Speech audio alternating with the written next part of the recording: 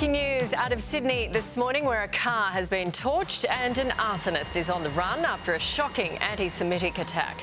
A Toyota Corolla went up in flames and vile messages of hate speech were sprayed on several properties in the area. It comes just days after a synagogue in Melbourne was firebombed in what's now been declared a terror attack. Let's bring in Housing Minister Clare O'Neil and Shadow Finance Minister Jane Hume. Good morning. Clare, what is your message to those trying to incite hate and division? Oh, look, Jane and I have got lots of differences, but I think we can stand really strong and united on this. This behaviour is abhorrent and disgusting. I absolutely reject it, and the Australian people absolutely reject it.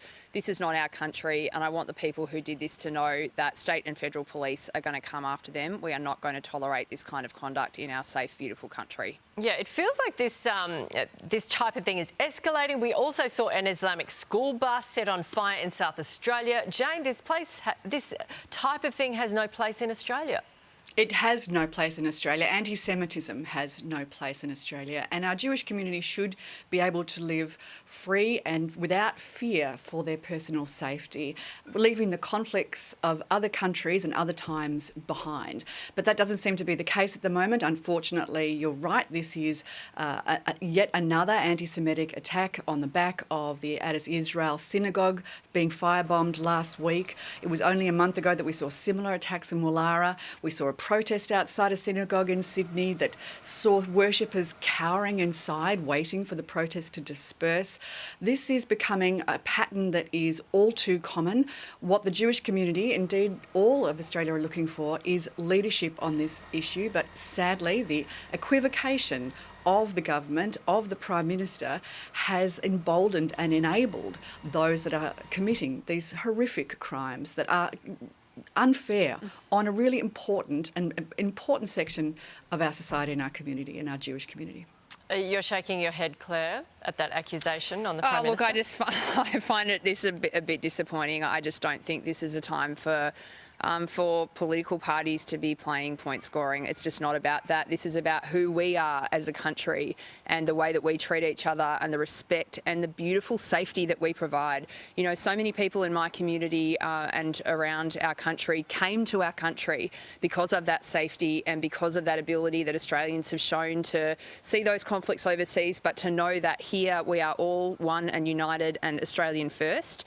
And I think the most important thing that politicians can do at a time like this is not stoke division and not try to play political parties off against each other, but actually stay on the same page. We've got to work together here to make sure that we stand strong, united as Australians, Claire, and that's certainly the work that I'm doing. The Jewish community are asking for more. They're asking for more because they feel unsafe. They've been looking to leadership that hasn't been there.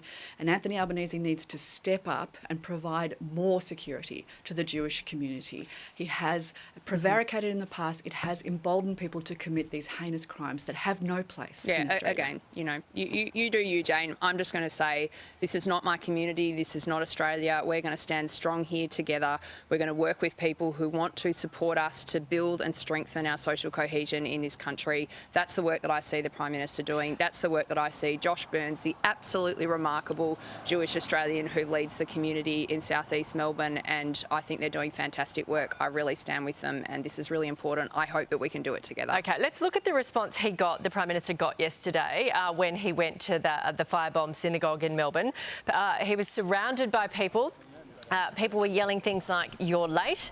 Nice day for tennis," of course referring to him, those shots of him playing tennis at Cottesloe in Perth on the weekend. You let this happen. Clare, it seemed like he was surrounded. He was even saying to people, get out of the way. How do you respond to things like that? Also, the security situation of having a Prime Minister surrounded like that. Well, Nat, firstly, I'd just say I saw some of the reporting of that. I think, you know, some of those people weren't even from that local community. I was actually at the Adas Synagogue a little bit later that afternoon speaking to members of the community. People were grateful that the Prime Minister was there. They were pleased to have him there and, of course, to see him make that commitment to help rebuild the synagogue there and to invest in trying to rescue those sacred Torahs that have been damaged in the fire. I'm sure there were angry and upset people there, but I just say I don't think think that was the universal experience of having the PM there. Look, my view is the PM's shown real leadership here. He's come to the synagogue. He's done the things that you would want the Prime Minister to do. He's made that commitment to support the synagogue. He's also stood up this big task force to try to make sure that we're cracking down on any illegal behaviour, to make it clear that, you know, that the government won't tolerate this sort of thing. So obviously angry and upset people there, but I think other people there who are really pleased to see him. I think we've covered this topic. Let's get on to nuts and bolts. Hope is finally on the horizon for homeowners, with the RBA leaving the door open to a February rate cut. Michelle Bullock, the Governor of the RBA, revealing fresh confidence on the future of inflation. Jane, should homeowners be positive, expecting relief early in the year? Well, I think it's cold comfort to those that have a mortgage now and were hoping for a rate cut before Christmas. We know that rate cuts could have come sooner in Australia, as they have in other countries, had the government taken more responsibility with its fiscal management, not kept spending and propping up public sector spending, which has kept inflation higher for longer. That's kept interest rates higher for longer. Indeed, the RBA have specifically said that public sector spending has been one of the reasons why they haven't been able to lower interest rates sooner. They're not expecting inflation to come back to band until 2026.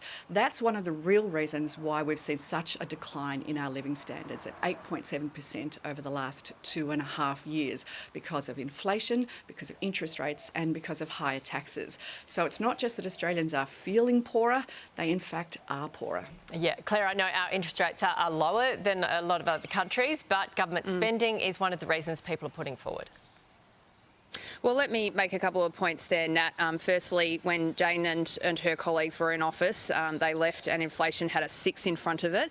Now inflation has a 2 in front of it. After Jane and her colleagues said that they would deliver a budget surplus each and every year, they failed to deliver a single one. We've been in government for 2 years and we've delivered back-to-back budget surpluses. Now, there is no question that this has been a really tough year for Aussies around the country, just trying to make those family budgets stack up. One silver lining here is that it was pretty clear from the RBA board minutes that there is a little bit of a change of tone, and I can tell you no one wants a rate cut more than the Australian people, and we're doing everything we can to help those budget surpluses, and then that support we're giving to families to try to just give that assistance that we can. $300 energy supplements, a tax cut for every Australian taxpayer, the support for bulk billing and making sure that we're providing cheaper medicines. I'll just make one final point, Nat. Most of that support that I just mentioned there, Jane and her colleagues have actually actively opposed. So I know people have had it tough. They would have had it a lot tougher if Peter Dutton had been Prime Minister this year. OK, we'll leave it there.